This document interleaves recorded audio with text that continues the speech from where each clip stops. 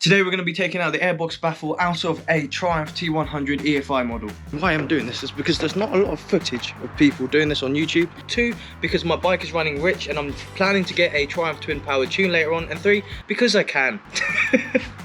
And before we get into it, if you're watching this video as you're doing it, I'm going to list down some things you're probably going to need in order to do this process, okay?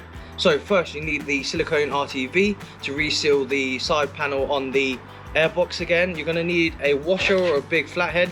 The washer actually is for the side panel. I have this on my keychain because it's nice and handy, so if I need to take it off while on the move or on the side of the road, then I have this instead of having to use my key, and I don't want to risk damaging my key. And then you're just going to need some Allen keys, and hopefully that should be enough. Yeah, I'll let you know as we go along, but if you're watching this while doing it, at least you have a few things that you need to get before starting. And one major thing that I left out is the fact that you're going to need a jack. So we started off by removing all the panels, the batteries and everything that was in the way of our Airbox. In my pocket so I can lose it for later. Now I'm no professional, but when it comes to taking out a battery, I do tend to get the negative wire out first and then the live wire, and then I do it in reverse when I reinstall. Moving to the right hand side of the Airbox, I then remove the fuse box as well as the brake reservoir. It's only, I believe, 2 4mm bolts, and then you can take it off as one unit. I then tried to find a way to suspend it out of the way so that the brake reservoir wouldn't leak. Now it's time to remove the 4 8mm bolts out of the Airbox so that we can actually drop it down. On the left hand side we removed the relays as well as the solenoid. They're only held by clips, so it's a quick and easy job to do on that side. I have to keep cutting the video because he keeps effing and R'ing, so it's not going to be PG rated, I don't think, but maybe we'll sub out your effing and R'ing for like motorcycle noises or something. Right, the last thing to do is get the Allen key bolts off of this Jubilee clip that's held onto this fake carburetor, which I absolutely love. Some people don't like it because it's a bit like Marmite, you either love it or hate it. Anyway, we'll get the Airbox Baffle Airbox out so that we can start moving on towards getting the Airbox Baffle out by breaking apart the seal on the side of this Airbox on the right hand side. We move on to using the jack on the bike. We're going to jack the rear up so that we can take the rear wheel up, then hopefully we can take the Airbox out to start getting the Airbox Baffle removed as well. But yeah, just lifting my spirits up really.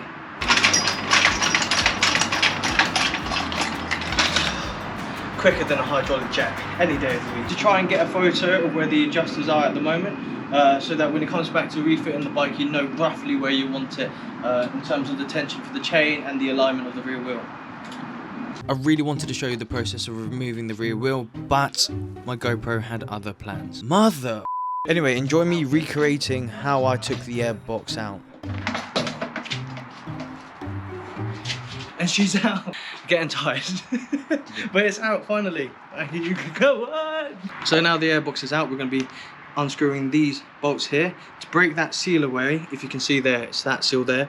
There's also should be a rubber grommet in there that you need to be wary of because you don't want to break that. We're nearing the final stages now, so on the right hand side of the Airbox you'll have 12 bolts you need to unscrew. And with a little of convincing and a bit of patience, you start removing the side panel away from the main body of the Airbox. Airbox Baffle deleted. It was literally just this one here. And before reinstalling it, I just kind of cleaned up the leftover residue from the previous sealant that was on there. And with your own sealant, just go around the whole of the outside of the Airbox so that it has a decent seal once you put the panel back on. So giving it a good amount of time to seal up, now it's just time to put it back into the bike and bolt it all in before putting the rear wheel back on and everything else back in. So the whole process that we did, just watch this in reverse now, I think, just rewind it. Well, I doubt it's going to sound any more different, but we have taken the Airbox Baffle out, so let's give it a little test. You can hear it sucking in again. Okay. Cool. Not much different because I don't have baffles in my exhaust, so that's all I hear anyway. It's all finished now, so if you did enjoy this video, please do consider subscribing. We'll be doing more stuff like this in the future. I can't speak English at the moment because I'm knackered and I want some foodies. A coffeeage? Coffeeage? Yeah. Coffeeage? Yeah. Coffeeage, foodage. But yeah, do subscribe, leave a comment down below if this helped you out. Share it to someone who's struggling with this sort of problem as well, or if they need to do this in the future. But yeah, ride safe and see you all soon.